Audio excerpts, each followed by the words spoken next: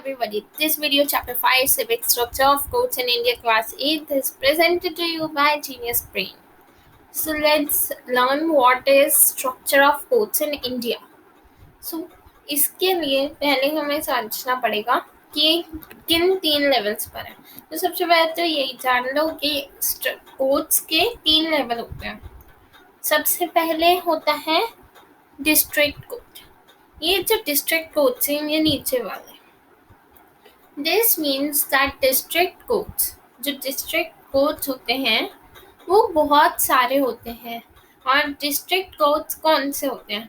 तो district means तहसील level या फिर जो टाउन्स में होते हैं, यहाँ ये बहुत सारे होते हैं एक स्टेट में। ये वाला होता है डिस्ट्रिक्ट कोर्ट, ठीक है। फिर दूसरा लेवल आता है हाई कोर्ट। हाई कोर्ट हर स्टेट के पास अपना एक हाई कोर्ट होता है। And second thing is Punjab और हरियाणा, ये दोनों अपना हाई कोर्ट मीन्स इनका हाई कोर्ट सेम है, ये दोनों अपना हाई कोर्ट शेयर करते हैं।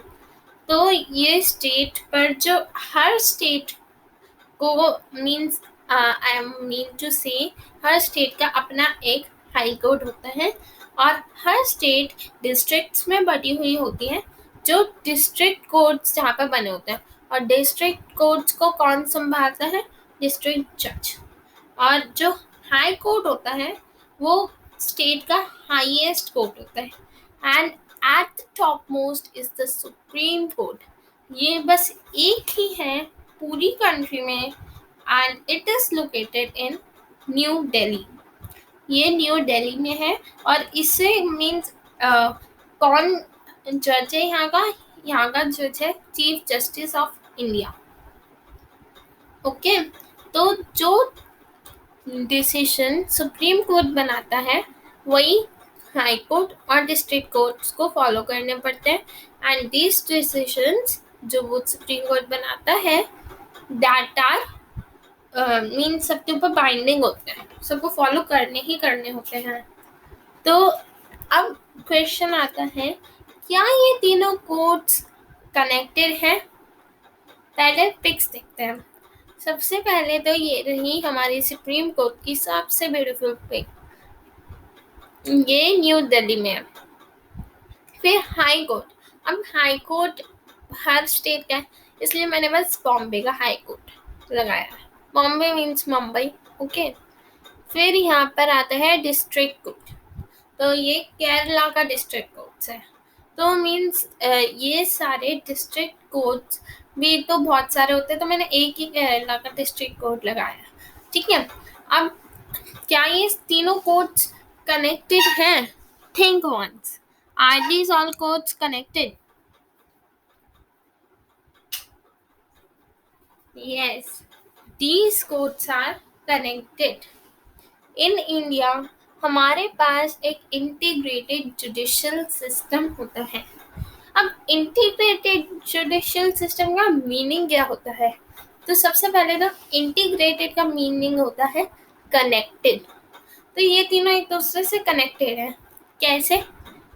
जो हायर कोर्ट मीन्स जैसे किसी ने लोअर कोर्ट ने कोई डिसीजन बनाया है, सपोज करो डिस्ट्रिक्ट कोर्ट ने कोई डिसीजन बनाया और हाई कोर्ट ने एकदम उसका अपोजिट डिसीजन बनाया, तो किसका डिसीजन मीन्स अगर कोई केस आता है उनके पास, पहले लोअर कोर्ट ने कोई डिसीजन लिया और हायर कोर्ट ने एकदम अलग डिसीजन लिया, तो किसका डिसीजन माना जाएगा? इस केस में हाई कोर्ट का डिसीजन माना जाता है, क्योंकि जो भी हायर कोर्ट होता है उसका डिसीजन लोअर कोर्ट पे बाइंडिंग होता है। इसको हम एक एपेलेट सिस्टम से समझ सकते हैं जो इंडिया में ही है, कि अगर किसी पर्सन को लगता है कि जो डिसीजन लोअर कोर्ट ने बनाया है वो ठीक नहीं है, तो वो हायर कोर्ट में जा सकता है, वो हाई कोर्ट में अपना सेम केस फाइल कर सकता है अगर उसे लगता है कि जो लोअर कोर्ट ने डिसीजन लिया है वो ठीक नहीं है, ठीक है।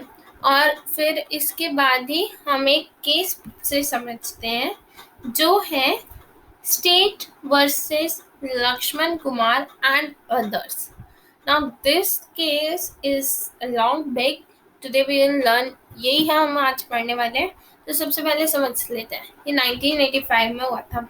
तो सबसे पहले इसकी स्टार्टिंग होती है फरवरी 1980 से, जब लक्ष्मण कुमार ने एक 20-year-old की सुधा गोयल से शादी कर ली थी।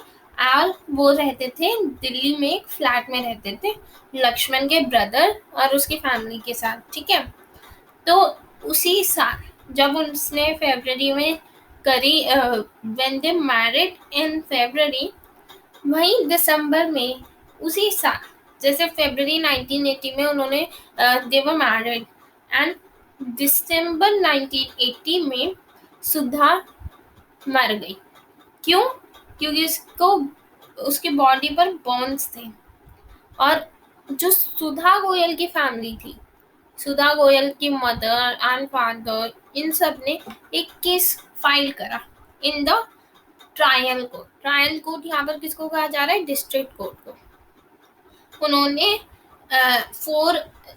उनके जो 4 नेबर्स हैं इनके, सुधा गोयल के, उनको बुलाया और उन्होंने बताया कि 1 दिसंबर की रात को सुधा गोयल की चीखने की आवाज़ें आ रही थी और 2 दिसंबर को सुधा गोयल मरी हुई मिली थी। तो फिर उन्होंने एक स्टोरी बताई। उसके अंदर क्या था? उन्होंने कहा कि उन्होंने देखा था सुधा को कि उसकी साड़ी पर आग लगा दी गई है और उन्होंने ही उसकी साड़ी से आग बुझाई थी। और सुधा ने उन्हें बताया भी था मरते मरते कि उनकी मदर इन लॉ, यानी कि उनके हस्बैंड की मदर शकुंतला ने उन पर केरोसिन ऑयल डाला है एंड उनके हस्बैंड ने फायर लगा दी थी केरोसिन ऑयल पर, जिसकी वजह से वो जल गई। तो अब इसमें क्या हुआ? उन्होंने, सुधा की फैमिली ने ट्रायल कोर्ट में एक केस फाइल करा। अब इसके अंदर उन्होंने दिखाया कि सुधा को उसके इन लॉस, यानी कि उसकी मदर, उसके हस्बैंड और उसकी फैमिली से टॉर्चर मिला है और वो मांग रहे थे dowry. Dowry means more cash. उन्हें चाहिए था एक स्कूटर, एक फ्रिज अपने पहले बच्चे के जन्म पर। तो as part of their defence, उनको बचाने के तौर पे लक्ष्मण और उसकी माँ ने कह दिया कि सुधा की साड़ी पर एक्सीडेंटली फायर लगे थे जब वो मिल्क गर्म कर रही थी। तो सारे एविडेंस को देखकर डिस्ट्रिक्ट कोर्ट ने ये डिसीजन लिया कि लक्ष्मण, उसकी मदर शकुंतला और उसके brother in law Subhash Chandra को डेथ हो जाएगी, ठीक है। तो अब इससे तो वो बहुत परेशान हो गए। तो इसी में उन्होंने हाई कोर्ट में अपील करा। किसने करा? लक्ष्मण ने, सुधा गोयल ने और उसके ब्रदर सुभाष चंद्र ने। तो अब जब हाई कोर्ट ने देखा कि ट्रायल कोर्ट ने क्या डिसीजन लिया, तो हाई कोर्ट ने ये सब सुन के ये डिसाइड कर लिया कि सुधा एक्सीडेंटल फायर से मरी थी और इन तीनों को छोड़ दिया। अब इन तीनों को छोड़ दिया गया। तो अब सुधा गोयल की फैमिली को गुस्सा आया, उन्हें जस्टिस नहीं मिला। तो अब वो गए सुप्रीम कोर्ट में। पहली बात तो ये थी एक डाउरी डेथ। जब डाउरी मांगी, डाउरी नहीं मिली तो मार दिया, ठीक है। तो अब हाई कोर्ट का जो जजमेंट था उसके लिए बहुत गलत था, इसलिए वो कुछ Indian federation of women lawyers को लेकर सुप्रीम कोर्ट में गए। अब सुप्रीम कोर्ट ने क्या करा? सुप्रीम कोर्ट ने पूरा केस सुना, कैसे लक्ष्मण को छोड़ दिया गया। पहले लक्ष्मण को डेथ के लिए भेज दिया गया, फिर छोड़ दिया गया। ये सब कैसे हुआ? तो सुप्रीम कोर्ट ने सारा लॉयर का आर्गुमेंट सुन के, मीन्स लॉयर जैसे लड़ाई करते हैं ना कोर्ट में, वो सब सुन के एक डिसीजन लिया जो हाई कोर्ट से बिल्कुल डिफरेंट था। तो इससे क्या पता चलता है? ट्रायल कोर्ट ने जो डिसीजन लिया, यानी कि डिस्ट्रिक्ट कोर्ट ने जो लिया, हाई कोर्ट ने एकदम उनका उल्टा लिया। जो सुप्रीम कोर्ट ने लिया, उन्होंने मीन्स हाई कोर्ट ने जो डिसीजन लिया था वो सुप्रीम कोर्ट के बिल्कुल अलग था और जो ट्रायल कोर्ट ने लिया था वो भी हाई कोर्ट के बिल्कुल अलग था। तो सुप्रीम कोर्ट ने क्या डिसीजन लिया, उन्होंने कहा कि लक्ष्मण और उसकी मदर गिल्टी हैं, पर उसके भाई के खिलाफ कोई एविडेंस नहीं मिला है, तो उसे छोड़ दिया गया। लेकिन सुधा ने लक्ष्मण और उसकी मदर को प्रिजन में भेज दिया, जेल में भेज दिया फॉर होल लाइफ। तो इससे क्या पता चला कि पहले वो गए डिस्ट्रिक्ट कोर्ट में, और डिस्ट्रिक्ट कोर्ट ने क्या करा, उन्हें ऐसा मतलब एकदम डेथ के लिए भेज दिया। फिर वो उनकी फैमिली गई हाई कोर्ट में, जब उन्हें छोड़ दिया गया, और फिर सुप्रीम कोर्ट ने वो डिसीजन लिया जो डिस्ट्रिक्ट कोर्ट ने लिया था, और उन दोनों को पूरे लाइफ के लिए प्रिजन में भेज दिया, लेकिन उनके भाई को छोड़ दिया गया। अब सुधा की फैमिली को लगता था कि उसे जस्टिस मिल गया। सुधा की तो कोई गलती नहीं थी ना इसके अंदर, इसलिए। So if you like my video, kindly subscribe my channel. Do comment any of your doubts, like, subscribe, share.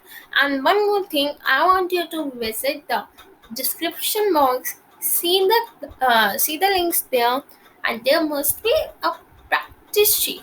Just try to do that after seeing all the parts. Otherwise, it will not